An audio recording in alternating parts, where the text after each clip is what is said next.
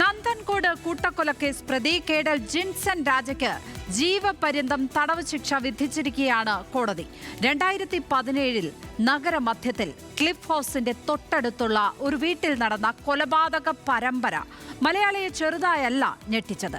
കേഡൽ ജിൻസൺ രാജ എന്ന ചെറുപ്പക്കാരൻ റിട്ടയർഡ് പ്രൊഫസറായ അച്ഛനെയും ഡോക്ടറായ അമ്മയെയും സഹോദരിയെയും ബന്ധുവിനെയും നിഷ്കരുണം മഴുകൊണ്ട് തലയ്ക്കടിച്ചു കൊലപ്പെടുത്തിയത് എന്തിനാവും എന്ന ചോദ്യം നമ്മൾ ഓരോരുത്തരുടെയും മനസ്സിൽ ഉണ്ട്. ന്യൂസ് പ്ലസ് ചോദിക്കുന്നത് കേഡൽ സൈക്കോപാത്തോ എന്നാണ്. ഈ കേസിൽ തുടക്കം മുതൽ ഇടപെടുകയും നിർണായകമായ റിപ്പോർട്ട് കൈമാറുകയും കേസിലെ പ്രധാന സാക്ഷിയായി പരിഗണിക്കപ്പെടുകയും ചെയ്യുന്ന മനോരോഗ വിദഗ്ധൻ ഡോക്ടർ മോഹൻ റോയാണ് നമുക്കൊപ്പം അതിഥിയായി ചേരുന്നത് തത്സമയം. ഡോക്ടർ മോഹൻ റോയ്, സ്വാഗതം. ഈ കേസിൽ ഡോക്ടറുടെ റിപ്പോർട്ട് വളരെ നിർണായകമായിരുന്നു. ഈ പോലീസ് കേഡലിനെ പിടികൂടിയതിന് പിന്നാലെ തന്നെ താങ്കൾ കേഡലിനെ കാണുകയുണ്ടായി. ഏത് തരത്തിലുള്ള ഒരു കുറ്റവാളിയാണ് കേഡൽ എന്നാണ് താങ്കളുടെ വിലയിരുത്തൽ?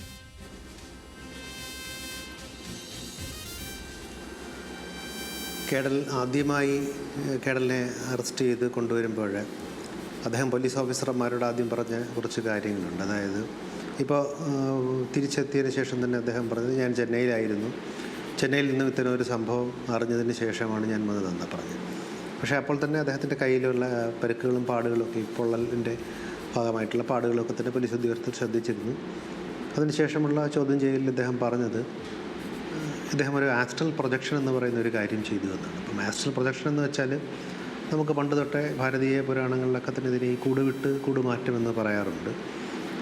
അതിന് മലയാളത്തിൽ ആ രീതിയിലുള്ള വ്യാഖ്യാനമാണ്. പക്ഷേ ഇംഗ്ലീഷിൽ ഇതിനൊരു ഔട്ട് ഓഫ് ബോഡി എക്സ്പീരിയൻസ് എന്ന് പറയുന്നൊരു കാര്യമാണ്. അതായത് നമ്മൾ ഈ മരണത്തോടടുക്കുമ്പോഴൊക്കെ തന്നെ നമ്മുടെ ശരീരത്തിൽ നിന്നും നാം തന്നെ വിട്ടുമാറി കുറച്ച് ദൂരെ നിന്ന് നമ്മളെ തന്നെ കാണുന്നതായിട്ടുള്ള അനുഭവങ്ങളുള്ളതായി മരണത്തോടടുത്ത് പലരും പറഞ്ഞതായിട്ടുള്ള രേഖകളുണ്ട്.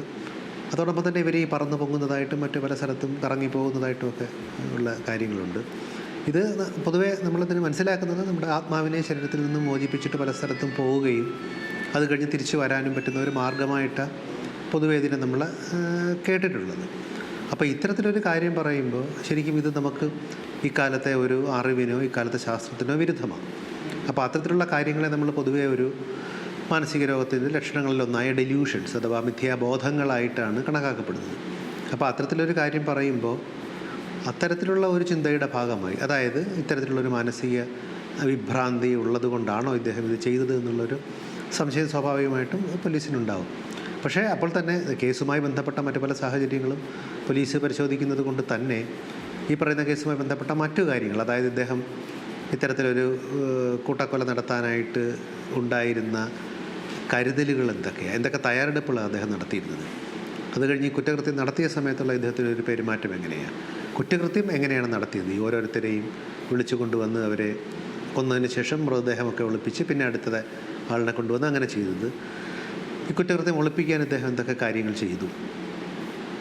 അതിനുശേഷം ഈ പറയുന്ന ഒരു തീ പിടിച്ച് ജനാലച്ചില്ലുകളുമൊക്കെ പൊട്ടിയപ്പോൾ ഇദ്ദേഹം രക്ഷപ്പെടാനായി ശ്രമിക്കുകയും അപ്പോൾ പോലീസിൻ്റെ കുറ്റപത്രപ്രകാരം അദ്ദേഹം പണം എടുക്കുകയും ഒന്ന് ID പ്രൂഫുമൊക്കെ എടുത്തിട്ട് പോവുകയും ചെയ്തു എന്നൊക്കെ പറയുന്നത്.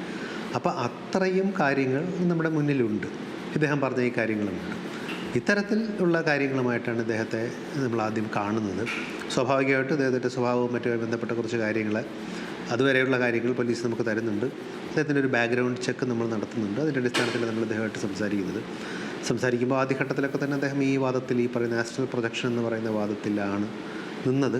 പക്ഷേ ഈ പറയുന്ന ഈ ഇദ്ദേഹത്തിൻ്റെ ഒരു സ്വഭാവം എന്തായിരുന്നു എന്നുള്ളതിനെക്കുറിച്ചുള്ള പോലീസ് ഉദ്യോഗസ്ഥന്മാരുടെ വിശകലനവും നമ്മുടെ നിഗമനവും ഒക്കെ അനുസരിച്ചുകൊണ്ട് ഇദ്ദേഹം ഈ പറയുന്ന ഒരു സ്റ്റോറിയെ നമുക്ക് ഒന്നൊന്നായി നൂൽ പിരിച്ചെടുക്കാൻ സാധിക്കും. അങ്ങനെയുള്ള ഒരു കുറച്ച് ചോദ്യം ചെയ്യലെന്ന് ഞാൻ ഒരിക്കലും പറയില്ല, കാരണം ചോദ്യം ചെയ്യുന്നത് പോലീസ് ഉദ്യോഗസ്ഥന്മാരാണ്. നമ്മൾ അദ്ദേഹവുമായി സംഭാഷണത്തിൽ ഏർപ്പെടുകയും ചെയ്തത്. അത്തരത്തിലുള്ള ഒരു സംഭാഷണത്തിന് ശേഷം കുറച്ച് കഴിഞ്ഞപ്പോൾ തന്നെ ഇത് പോലീസുകാരെ മിസ്ലീഡ് ചെയ്യിക്കാനായി, വഴിതെറ്റിക്കാനായി പറഞ്ഞൊരു കാര്യമാണെന്ന് അദ്ദേഹം സമ്മതിക്കുകയാണ് ഉണ്ടായത്. അപ്പോൾ വ്യക്തമായ ഒരു ആസൂത്രണം ഉണ്ടായിരുന്നു എന്നുള്ളത് ഡോക്ടർക്ക് തന്നെ അന്നേരം മനസ്സിലാവുകയാണല്ലേ. എന്താണ് ഈ മാതാപിതാക്കളെയൊക്കെ ഇങ്ങനെ ക്രൂരമായി കൊല്ലാനുള്ള പക ഇയാളിൽ ഉണ്ടാകുവാനുള്ള കാരണം എന്താണ് എന്നാണ് ഇയാൾ പറഞ്ഞത്. പ്രത്യേകിച്ചും ആ കുറ്റകൃത്യം കഴിഞ്ഞ് അറസ്റ്റ് ചെയ്തതിന് ശേഷമാണ്, തൊട്ടടുത്താണ് ഡോക്ടർ അയാളെ കാണുന്നത്.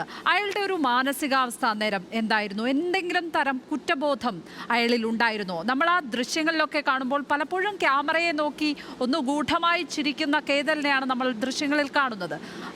എന്തായിരുന്നു ആ വ്യക്തിയുടെ മാനസികാവസ്ഥ? അല്ല, ഇദ്ദേഹത്തോട് പറയുന്നത് പോലെ കുറ്റബോധത്തിൻ്റെ കാര്യമൊക്കെ നമ്മളത് മനോനില വിശകലനത്തിൻ്റെ ഭാഗമായി തന്നെ ഇത് ചോദിക്കുന്നതാണ്, മറ്റു പല കാര്യങ്ങളും ചോദിക്കുന്നതിനോടൊപ്പം. അപ്പോൾ ചോദിച്ചപ്പോൾ അല്ല ഇദ്ദേഹം പറഞ്ഞത്, ഇദ്ദേഹം ഇത്തരത്തിലെ ഒരു വീട്ടുകാർക്ക് ഇദ്ദേഹത്തെ അത്ര ഇഷ്ടമല്ലായിരുന്നു എന്നാണ് ഇദ്ദേഹം വിചാരിച്ചിരുന്നത്. അപ്പോൾ പഠിക്കുന്ന ഒരു കുട്ടി, മറ്റൊരു കുട്ടിയെ വീട്ടിലുണ്ട്. ഇദ്ദേഹം പഠനത്തിലൊക്കെ കുറച്ച് പിന്നോക്കമായിരുന്നു. അദ്ദേഹത്തെ കൂട്ടുകാരിൽ നിന്നുമൊക്കെ അകറ്റുമായിരുന്നു. അപ്പം സ്കൂളിലൊക്കെ പോയപ്പോൾ തന്നെ ഇയാളെ കൂട്ടുകാരിൽ നിന്ന് അകറ്റാനുള്ള ശ്രമങ്ങളൊക്കെ ബോധപൂർവം ഉണ്ടാക്കിയിട്ടുണ്ട് ഇദ്ദേഹത്തിൻ്റെ മാതാപിതാക്കൾ.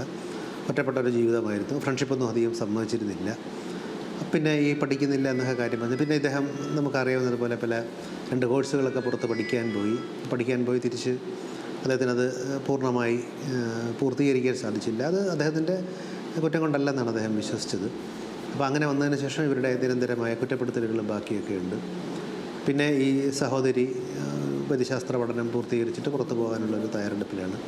അമ്മയും ഇത്തരത്തിൽ പുറത്തു പോകാനുള്ള തയ്യാറെടുപ്പിലാണ്. അപ്പോൾ ഇദ്ദേഹം ഒറ്റപ്പെടും. അപ്പോൾ ഇവരെല്ലാവരുമാണ് എൻ്റെ ഇത്തരത്തിലുള്ള ഇപ്പോഴത്തെ എൻ്റെ ഒരു അവസ്ഥയ്ക്ക് കാരണം. അപ്പോൾ അവരടങ്ങാത്തൊരു പക ഇദ്ദേഹത്തിനുണ്ടായിരുന്നു. അതിലെ 4ാമത്തെ ആളിൻ്റെ കാര്യം ചോദിച്ചപ്പോഴുള്ള മറുപടി യഥാർത്ഥത്തിൽ നമുക്ക് ഈ സ്പൈൻ ചില്ലിങ് എന്നൊക്കെ പറയുന്ന ഒട്ടും അങ്ങോട്ട് നമുക്ക് കേൾക്കുമ്പോൾ നമുക്ക് തന്നെ ഒരു മരവിപ്പ് അനുഭവപ്പെടുന്ന കാര്യമാണ് അദ്ദേഹം പറഞ്ഞത്. ഈ 4ാമത്തെ ബന്ധുവിൻ്റെ കാര്യം ചോദിച്ചപ്പോൾ അത് അവർ മുതിർന്ന ഒരു സ്ത്രീയാണ്, കാഴ്ച ഒന്നും അധികമില്ല. അപ്പോൾ ഈ 3 പേരും പോയി കഴിഞ്ഞാൽ പിന്നെ അദ്ദേഹത്തെ ആര് നോക്കും? അതുകൊണ്ട് ഞാൻ അദ്ദേഹത്തെയും കൊല്ലാൻ തീരുമാനിച്ചു എന്നാണ് പറഞ്ഞത്. പിന്നെ അതിൻ്റെ എങ്ങനെയാണിത് ചെയ്തത്, ഞാൻ സൂചിപ്പിച്ച പോലെ നേരത്തെ കിട്ടിയ തെളിവുകളുടെയൊക്കെ അടിസ്ഥാനത്തിൽ നമ്മൾ ചോദിച്ചപ്പോഴേ ഇദ്ദേഹം ഈ പറയുന്ന ഒരു ആയുധം ഓൺലൈനിൽ വാങ്ങുകയാണ്. അതിനുശേഷം ഇദ്ദേഹം വെട്ടുന്നത്, അതായത് എങ്ങനെയാണ് ഈ കൊല്ലേണ്ടതെന്നുള്ള ഒരു വെട്ട്, അത് ഒരു സോംബി വീഡിയോയുമായി ബന്ധപ്പെട്ട് അദ്ദേഹം പഠിക്കുന്നു. പിന്നെ കയ്യിലെ മസിലുകളെ കുറച്ചുകൂടി ശക്തിയാക്കാനായി ഒരു പ്രത്യേക വ്യായാമം ചെയ്യുന്നു. ഇത് പലപ്പോഴും ഇത് പരിശീലനം നടത്തുന്നുണ്ട്. അപ്പോൾ അത്തരത്തിൽ വളരെ കൃത്യമായി തന്നെ പ്ലാൻ ചെയ്ത് കൃത്യമായി ഓർത്ത് അറിഞ്ഞ് അങ്ങനെ എക്സിക്യൂട്ട് ചെയ്ത് സ്വയം രക്ഷിക്കാനുള്ള എല്ലാ പഴുതുകളും ഇട്ട് അവസാനം ഒരു കുറ്റകൃത്യം പിടിക്കപ്പെടുമെന്നുള്ള ഘട്ടത്തിൽ വന്നപ്പോഴും രക്ഷപ്പെടാനും അപ്പോൾ പോലും ഐഡൻറ്റിറ്റി കാർഡ് എടുക്കാനും അതിനുശേഷമുണ്ടായ മുറിവുകളൊക്കെ തന്നെ സ്വയം അത് ചികിത്സ എടുക്കാനുമൊക്കെയുള്ള കാര്യങ്ങൾ അദ്ദേഹം ചെയ്തിട്ടുണ്ട്. അപ്പോൾ അത്തരം ഘടകങ്ങളിൽ നിന്നാണ് നമുക്ക് ഈ പറഞ്ഞ പോലെ അദ്ദേഹത്തിൻ്റെ ഒരു വികലമായ മാനസിക നില ഇത്തരത്തിലെ ഒരു കൊലപാതകത്തിലേക്ക് നയിച്ചു എന്നുള്ളത് നമുക്ക് മനസ്സിലാവും.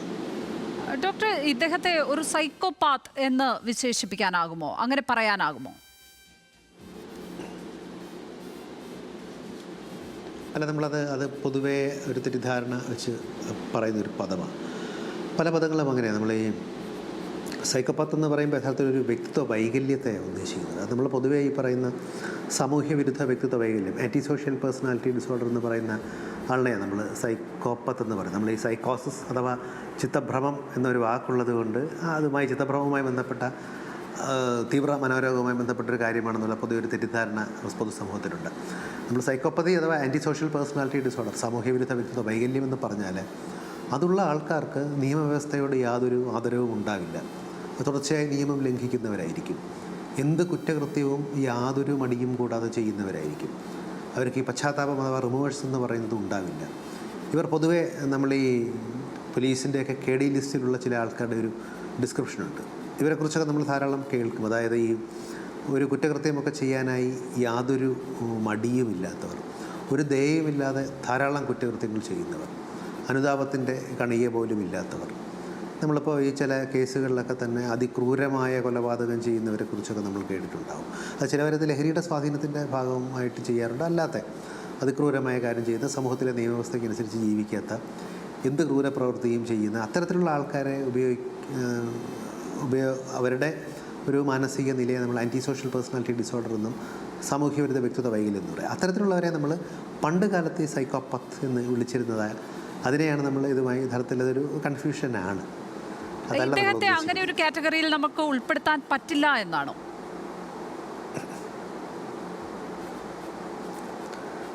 അല്ല, സാമൂഹ്യ വിരുദ്ധ വ്യക്തിത്വ വൈകല്യം അദ്ദേഹത്തിനുള്ളതായിട്ട് ഞാൻ മനസ്സിലാക്കിയെടുത്തുള്ള അദ്ദേഹത്തിൻ്റെ മെഡിക്കൽ റിപ്പോർട്ടുകളിലും മറ്റൊന്നും തന്നെ ഇല്ല. പിന്നെ ഇങ്ങനെ സ്വന്തം വീട്ടുകാരെയൊക്കെ ഈ തരത്തിൽ ക്രൂരമായി കൊന്നിട്ട് എങ്ങനെ ഈ സമൂഹത്തിൽ ജീവിക്കാം എന്നാണ് അയാൾ കരുതിയിരുന്നത്? എന്തായിരുന്നു അയാളുടെ പ്ലാൻ? അതുമായി ബന്ധപ്പെട്ട് എന്താണ് ഡോക്ടറോട് അയാൾ പങ്കുവച്ചത്?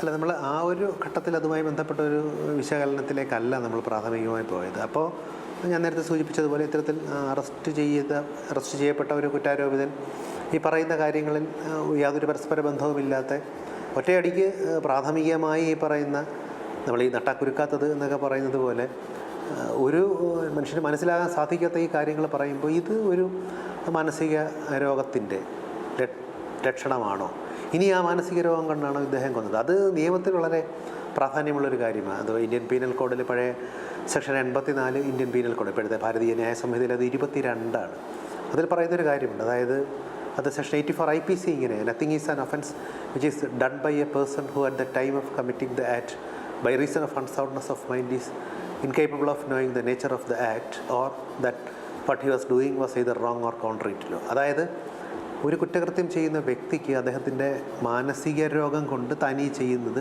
ഒരു കുറ്റകൃത്യമാണെന്നും നിലവിലുള്ള നിയമങ്ങൾക്കെതിരാണെന്നും മനസ്സിലാക്കാൻ സാധിക്കാതെ പോകുന്നു. അത്തരത്തിലുള്ള ഒരു വ്യക്തി ചെയ്യുന്ന കുറ്റകൃത്യത്തെയാണ് നമ്മൾ നിയമപരമായി അദ്ദേഹം ശിക്ഷാർഹൻ ആണോ അല്ലയോ എന്ന് തീരുമാനിക്കുന്നതിൻ്റെ ഒരു ടെസ്റ്റ്. ഇതിൽ 2 കാര്യങ്ങളുണ്ട്. ഇതിലൊന്നൊരു മെഡിക്കൽ ഇൻസാനിറ്റിയും 2 ലീഗൽ ഇൻസാനിറ്റിയും ഉണ്ട്. ഇത് വളരെയധികം തെറ്റിദ്ധരിക്കപ്പെടുന്ന 2 വാക്കുകളാണ്. മെഡിക്കൽ ഇൻസാനിറ്റി എന്ന് പറഞ്ഞാൽ നമ്മൾ ഉദ്ദേശിക്കുന്നത് വൈദ്യശാസ്ത്രപരമായി അദ്ദേഹത്തിനൊരു മാനസിക രോഗമുണ്ട്. ഇപ്പം ഈ പറയുന്ന നമ്മൾ നേരത്തെ സൂചിപ്പിച്ച ചിത്തഭ്രമം ഉൾപ്പെടെ പല രോഗങ്ങളുണ്ടല്ലോ, അത്തരത്തിലൊരു രോഗാവസ്ഥ അദ്ദേഹത്തിനുണ്ട്. മെഡിക്കൽ ഇൻസാനിറ്റി ഉണ്ട്. ലീഗൽ ഇൻസാനിറ്റി എന്ന് പറയുമ്പോൾ ഈ മെഡിക്കൽ ഇൻസാനിറ്റി, ഈ മാനസിക രോഗത്തിൻ്റെ തീവ്രത കൊണ്ട് താൻ ചെയ്യുന്ന പ്രവൃത്തി എന്താണെന്ന് അറിയാൻ അദ്ദേഹത്തിന് സാധിക്കുന്നില്ല. അത് നിയമത്തിനെതിരാണ് എന്നറിയാൻ സാധിക്കുന്നില്ല. അത്തരത്തിൽ വരുമ്പോൾ മാത്രമേ ഈ ലീഗൽ ഇൻസാനിറ്റിയുടെ കാര്യം വരുന്നുള്ളൂ. അതിൽ തന്നെ മെഡിക്കൽ ഇൻസാനിറ്റിയാണ് യഥാർത്ഥത്തിൽ മനോരോഗ ചികിത്സാ വിദഗ്ധർ കമൻറ്റ് ചെയ്യുന്നത്. ഒരു വ്യക്തി എത്തിക്കഴിഞ്ഞാൽ അത് നമ്മളങ്ങനെ മെഡിക്കൽ ഇൻസാനിറ്റി ആണ് ഇദ്ദേഹത്തിന് ഉള്ളത് എന്ന് സർട്ടിഫിക്കറ്റിൽ എഴുതാറില്ല. അദ്ദേഹത്തിൻ്റെ മാനസിക നില വിശകലനം ചെയ്തിട്ട് ഡയഗ്നോസാണ് എഴുതുന്നത്. പക്ഷേ അത് യഥാർത്ഥത്തിൽ മെഡിക്കൽ ഇൻസാനിറ്റി മാത്രമാണ്. ഇനി ഇദ്ദേഹം ഒരു കുറ്റകൃത്യം ചെയ്യുകയും ആ കുറ്റകൃത്യം ഇതിൻ്റെ ഒരു as A result of this, ഈ മെഡിക്കൽ ഇൻസാനിറ്റിയുടെ ഫലമായിട്ടാണ് ഇത് ചെയ്തത് എന്ന് തീരുമാനിക്കുന്നത് യഥാർത്ഥത്തിൽ നിയമ സംവിധാനമാണ്. അതിന് ഈ നിയമ സംവിധാനത്തിന് പല മാർഗ്ഗങ്ങളുണ്ട്. അതിൽ യഥാർത്ഥത്തിൽ ഈ പറയുന്ന സൈക്യാട്രിസ്റ്റിൻ്റെ മനോരോഗ ചികിത്സാത്തിൻ്റെ ഒരു സർട്ടിഫിക്കറ്റ് മാത്രമാണ്. ഇപ്പോൾ ഈ പ്രസ്തുത കേസിൽ തന്നെ എനിക്ക് തോന്നുന്നു ഒരു 80-ാമത്തെയോ 81-ാമത്തെയോ വിറ്റ്നസ് ആയിരുന്നു. അപ്പോൾ എനിക്ക് മുമ്പ് അന്വേഷിച്ച ഉദ്യോഗസ്ഥരെ, അതുമായി ബന്ധപ്പെട്ട സ്പെസിമെൻ കളക്ട് ചെയ്തവരെ, അതുമായി ബന്ധപ്പെട്ട സ്ഥലത്തിൻ്റെ ഇതൊക്കെ തയ്യാറാക്കുന്ന ഉദ്യോഗസ്ഥൻ, റവന്യൂ ഉദ്യോഗസ്ഥരെ, അങ്ങനെ ധാരാളം സാക്ഷികളുണ്ട്. അപ്പോൾ അവരുടെയും പോലീസ് ഉദ്യോഗസ്ഥന്മാരുടെയും ഈ സാഹചര്യ തെളിവുകളും എല്ലാം പരിഗണിച്ചുകൊണ്ടാണ് കോടതി ഇത്തരത്തിലൊരു ശിക്ഷ വിധിക്കുന്നത്. അപ്പോൾ കോടതി ആണ് ലീഗൽ ഇൻസാനിറ്റിയുടെ കാര്യത്തിൽ തീരുമാനമെടുക്കുന്നത്. തീർച്ചയായിട്ടും മെഡിക്കൽ ഇൻസാനിറ്റിയുമായി ബന്ധപ്പെട്ട സർട്ടിഫിക്കറ്റ് അതിലൊരു നിർണായക പങ്ക് വഹിക്കുമെന്നുള്ളതാണ്. പക്ഷേ ലീഗൽ ഇൻസാനിറ്റി കോടതി തീരുമാനിക്കുന്നതാണ്. അങ്ങനെ ലീഗൽ ഇൻസാനിറ്റിയുള്ള വ്യക്തിക്ക് മാത്രമേ മനോരോഗ സാധ്യതയുള്ള അല്ലെങ്കിൽ മനോരോഗമുള്ള മനുഷ്യൻ തന്നെ പ്ലാൻ ചെയ്ത് നടപ്പാക്കിയ ഒരു കൊലപാതകമല്ല, കൊലപാതക പരമ്പരകൾ അങ്ങനെ തന്നെ വേണം ഇതിനെ കാണാനല്ലേ?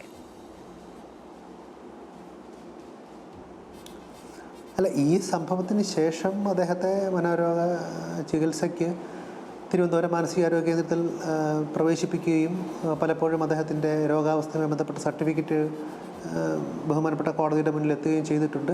അതിനുശേഷം നമ്മൾ ഈ പറയുന്ന ഫിറ്റ്നസ് ടു സ്റ്റാൻഡ് ട്രയൽ എന്ന് പറയുന്നൊരു കാര്യമുണ്ട്. അതായത് ഈ വ്യക്തി വിചാരണ നേരിടാൻ പ്രാപ്തനാണോ എന്നുള്ളൊരു സർട്ടിഫിക്കറ്റ് ചികിത്സിക്കുന്ന ഡോക്ടർമാർ കൊടുക്കേണ്ടതുണ്ട്. അപ്പോൾ ഫിറ്റ്നസ് ടു സ്റ്റാൻഡ് ട്രയൽ അത് എനിക്ക് തോന്നുന്നു ആദ്യത്തെ കുറച്ച് പ്രാവശ്യം നൽകിയിട്ടില്ല. പിന്നെ ഒരു ഘട്ടത്തിൽ ഒരു മെഡിക്കൽ ബോർഡ് രൂപീകരിച്ചതിന് ശേഷമാണ് അത് നൽകിയത്. അതിനുശേഷം അത് സമയത്ത്. പക്ഷേ ഇപ്പോഴും നമ്മൾ മനസ്സിലാക്കേണ്ട ഒരു കാര്യം എന്ന് വെച്ചാൽ നമ്മൾ ഈ കാര്യങ്ങൾ യഥാർത്ഥത്തിൽ ഒന്ന് കൂട്ടിക്കുഴയ്ക്കാറുണ്ട് പലപ്പോഴും. അത് പൊതുസമൂഹത്തിലും നിയമവൃത്തങ്ങളിലും ഡോക്ടർമാരുടെ ഗ്രൂപ്പുകളിലും ഒക്കെ തന്നെയുള്ളൊരു സംശയമാണത്. ഈ മെഡിക്കൽ ഇൻസാനിറ്റി, ലീഗൽ ഇൻസാനിറ്റി നമ്മൾ ഒന്ന് ആലോചിച്ച് നോക്കും. നമ്മൾ ഈ ഫിറ്റ്നസ് ടു സ്റ്റാൻഡ് ട്രയൽ, അതായത് ഒരു വ്യക്തി വിചാരണ നേരിടാൻ പ്രാപ്തനാണോ അല്ലയോ എന്ന് ചോദിക്കുമ്പോൾ ആദ്യത്തെ പ്രാവശ്യം വിചാരണ നേരിടാൻ പ്രാപ്തനല്ല എന്നൊരു സർട്ടിഫിക്കറ്റാണ് കിട്ടുന്നതെന്ന് വിചാരിക്കുക. സ്വാഭാവികമായിട്ട് നമ്മുടെ ചിന്ത ഒരു തീവ്ര മനോരോഗം അദ്ദേഹത്തിനുണ്ട്, ചിത്തഭ്രമമായേക്കാമെന്ന് വിചാരിച്ചോളൂ, ഒരു മനോരോഗം അദ്ദേഹത്തിനുണ്ട്. അപ്പോൾ ഇത്തരത്തിലുള്ളൊരു മനോരോഗമുണ്ട്. പിന്നെ സ്വാഭാവികമായൊരു ചിന്ത വരുന്നത് ഇത്ര തീവ്രമായ മനോരോഗമുള്ള ഒരാൾക്ക് ഈ കുറ്റത്തിൽ നിന്നും എക്സംഷൻ ലഭിക്കുമോ എന്നുള്ള ചിന്തയിലേക്ക് നമ്മൾ ഓട്ടോമാറ്റിക്കായിട്ട് പോവുക. അതായത് ആ ഫിറ്റ്നസ് ടു സ്റ്റാൻഡ് ട്രയൽ എന്ന് പറയുന്ന സാധനത്തിനെ നമ്മൾ മെഡിക്കൽ ഇൻസാനിറ്റിയുടെ ഒരു ഫലമായി എടുക്കുകയും അദ്ദേഹത്തിന് ലീഗൽ ഇൻസാനിറ്റി ഉണ്ടെന്ന് നമ്മളങ്ങ് തീർപ്പ് കൽപ്പിക്കുകയും ചെയ്യുക. ഈ ഒരു വ്യത്യാസം അറിഞ്ഞുകൂടാത്തത് കൊണ്ടാണ് ഈ പലപ്പോഴും മനോരോഗവുമായി ബന്ധപ്പെട്ട ചർച്ചകളൊക്കെ തന്നെ നമ്മൾ നടത്താറുണ്ടല്ലോ. ഈ ചർച്ചകളിലൊക്കെ തന്നെ ഇപ്പോൾ ഒരു മനോരോഗ ചികിത്സാ വിദഗ്ധൻ ഒരു കുറ്റകൃത്യത്തിൻ്റെ വിവിധ വശങ്ങൾ, അതിൻ്റെ മാനസിക വശം ചർച്ച ചെയ്യുമ്പോൾ നമ്മൾ അതിൻ്റെ കമൻറ്റുകളും, ഇപ്പോൾ എനിക്കൊക്കെ ആണെങ്കിൽ എൻ്റെ സുഹൃത്തുക്കളും മറ്റുള്ളവരും ഒക്കെ ഇതിനെക്കുറിച്ച് അറിയാത്തവരൊക്കെ ചോദിക്കാറുണ്ട്, അത് നിങ്ങളൊക്കെ ചർച്ച ചെയ്തിട്ട് ഇവരെ അങ്ങ് രക്ഷിച്ചെടുക്കാനാണോ ചെയ്യുന്നതെന്ന്. അപ്പോൾ അവർ വിചാരിക്കുന്നത് നിർഭാഗ്യവശാൽ ഈ മെഡിക്കൽ ഇൻസാനിറ്റി എന്ന് പറയുന്നൊരു സാധനം, വൈദ്യശാസ്ത്രപരമായ ഒരു മാനസിക രോഗമുണ്ടെങ്കിൽ അത് ഇവരെ കുറ്റകൃത്യത്തിൽ നിന്ന് മോചിപ്പിക്കും, വിടുതൽ ചെയ്യും, ലീഗൽ ഇൻസാനിറ്റിയുടെ ഇതിലേക്ക് കൊണ്ടെത്തിക്കാം എന്നുള്ളൊരു ചിന്ത, അതൊരു തെറ്റായ ധാരണയാണ്. ആ ധാരണ ഉള്ളതുകൊണ്ടാണ് യഥാർത്ഥത്തിൽ ഈ കേസിൻ്റെ തുടക്കം തൊട്ട് തന്നെയുള്ള കൺഫ്യൂഷൻ ഇതാണ്. അത് ഇന്നലെ പ്രാഥമികമായ ജഡ്ജ്മെൻറ്റ് വന്ന് ഏകദേശം ഒരു 30-32 മണിക്കൂറിന് ശേഷവും ഇപ്പോഴും പലരും ഇത്തരത്തിലുള്ള സംശയം പ്രകടിപ്പിക്കുന്നുണ്ട്. അത്തരത്തിലുള്ള ചർച്ചകൾക്കും ഈ സംശയ നിവാരണത്തിനും ഒക്കെ തന്നെ ഒരു അവസരമായിട്ടാണ് ഈ കേസ് വരേണ്ടത്. തീർച്ചയായിട്ടും ഒരു കാര്യം വ്യക്തമാണ്, ഇപ്പോൾ എനിക്ക് തന്നെ അറിയാവുന്ന ചിലർ ഞങ്ങൾ ചികിത്സിക്കുന്ന രോഗികളുടെ അല്ലെങ്കിൽ പരിചയക്കാരെയൊക്കെ പറയാറുണ്ട്, ചിലപ്പോൾ ഭാര്യ പറയും, ഭാര്യയ്ക്ക് മാനസിക രോഗമുണ്ട്, അദ്ദേഹം ചികിത്സയിലാണ്, ഭാര്യ ഭർത്താവിനെ പറഞ്ഞ് പേടിപ്പിക്കും, എനിക്ക് മാനസിക രോഗത്തിൻ്റെ സർട്ടിഫിക്കറ്റ് ഉണ്ട്, നിങ്ങൾ ഉറങ്ങിക്കിടക്കുമ്പോൾ ഞാൻ നിങ്ങളെ കൊന്നാൽ എന്നെ ശിക്ഷിക്കില്ല എന്ന്. അപ്പോൾ അത്തരത്തിൽ ഭയചകിതരായി കഴിയുന്ന ഭർത്താക്കന്മാരുണ്ട്, ഭാര്യമാരും ഉണ്ട് കേട്ടോ. അത് ശരിയല്ല, അങ്ങനെ അല്ല നിയമം എന്നുള്ളത് നാം മനസ്സിലാക്കണം. തീർച്ചയായും അത് ആളുകൾ കൂടി ജനറലി മനസ്സിലാക്കിയിരിക്കേണ്ട ഒരു കാര്യമാണ് ഇപ്പോൾ ഡോക്ടർ പറഞ്ഞത്. ഡോക്ടർ, മറ്റൊരു കാര്യം, ഇത് ഓരോ കുറ്റവാളിയെയും സൃഷ്ടിക്കുന്നത് സമൂഹമാണ് എന്ന് പറയാറുണ്ടല്ലോ. സമൂഹം സൃഷ്ടിക്കുന്ന കുറ്റവാളികളാണ് പലപ്പോഴും നമുക്കിടയിൽ ഉള്ളത് എന്ന്. ഈ കേതലിൻ്റെ കേസിൽ എന്താണ് കേതൽ എന്ന് പറയുന്ന ഒരു കുറ്റവാളിയെ സൃഷ്ടിച്ചതിൽ ആർക്കൊക്കെയാണ് പങ്ക് എന്നാണ് തോന്നുന്നത്? അതിനകത്ത് പാരൻറ്റിങ്ങിനകത്ത് പ്രശ്നങ്ങൾ ഉണ്ടായിരുന്നോ? അയാളുടെ സ്കൂൾ കാലഘട്ടത്ത് വിദ്യാഭ്യാസ കാലയളവിൽ ഒക്കെ അയാൾ എന്തെങ്കിലും തരത്തിൽ ഇത്തരത്തിൽ ഒരു കുറ്റവാളിയാക്കപ്പെടുന്നതിന് കാരണമായ സിറ്റുവേഷൻസിൽ കൂടി കടന്നുപോയിട്ടുണ്ടോ? എന്താണ് താങ്കൾക്ക് മനസ്സിലാക്കാൻ കഴിഞ്ഞിട്ടുള്ളത് ഡോക്ടർ? ഇതിൽ നമ്മൾ മനസ്സിലാക്കേണ്ട ഒരു കാര്യം എന്ന് വെച്ചാൽ, ഒരിക്കലും ഒരു കുറ്റവാളിയായ അച്ഛനും കുറ്റവാളിയായ അമ്മയ്ക്കും ജനിക്കുന്ന ഒരു കുറ്റവാളി മകനോ കുറ്റവാളി മകളോ അല്ലല്ലോ. അപ്പോൾ ഒരു കുറ്റവാളിയെ രൂപീകരിച്ചെടുക്കുന്നതിൽ സമൂഹത്തിനും കുടുംബത്തിനും ഒക്കെ നിർണായകമായ പങ്കുണ്ട്. ഇതിലെന്താണ് ചെയ്യേണ്ടതെന്ന് വെച്ചാൽ, യഥാർത്ഥത്തിൽ കുട്ടികളുടെ വളർച്ചയുടെ വികാസത്തിൻ്റെ ഓരോ ഘട്ടത്തിലും മാതാപിതാക്കൾ അദ്ദേഹത്തിൻ്റെ കൂടെ തീർച്ചയായിട്ടും ഉണ്ടായിരിക്കണം, സമൂഹവും ഉണ്ടായിരിക്കണം. പക്ഷേ സമൂഹത്തിന് സ്വാഭാവികമായിട്ടൊരു പരിധിയും പരിമിതിയുമുണ്ട്. നമ്മുടെ സാമൂഹ്യ സംവിധാനങ്ങളൊക്കെ യഥാർത്ഥത്തിൽ അങ്ങനെയാണ്. യഥാർത്ഥത്തിൽ നിയമപ്രകാരം കുട്ടി സ്റ്റേറ്റിൻ്റെയാണ്. ഏതെങ്കിലും ഒരു മാതാവോ പിതാവോ കുട്ടി എൻ്റെയാണെന്ന് പറഞ്ഞാൽ നിർഭാഗ്യവശാലെങ്കിൽ കുട്ടി സ്റ്റേറ്റിൻ്റെയാണ്. അതുകൊണ്ടാണ് മാതാപിതാക്കൾ കുട്ടിയോട് ക്രൂരത കാണിച്ചാലും സ്റ്റേറ്റ് എന്ന് പറയുന്ന സംരക്ഷണ സംവിധാനം കുട്ടിയെ ഏറ്റെടുക്കുന്നത്. നമ്മുടെ നാട്ടിലും അതുമായി ബന്ധപ്പെട്ട കേസുകളും ഒക്കെ ഉണ്ടായത് നമുക്കറിയാമല്ലോ. അപ്പോൾ അത്തരത്തിൽ ഈ സ്വഭാവ പ്രത്യേകതകൾ, സ്വഭാവ വൈജാത്യങ്ങൾ, പഠന പ്രശ്നങ്ങൾ, മറ്റു പെരുമാറ്റ പ്രശ്നങ്ങൾ, ഇതൊക്കെ കാണിക്കുന്ന കുട്ടികളെ ചെറുപ്പത്തിൽ തന്നെ നമുക്ക് അറിയാൻ സാധിക്കും, തിരിച്ചറിയാൻ സാധിക്കും.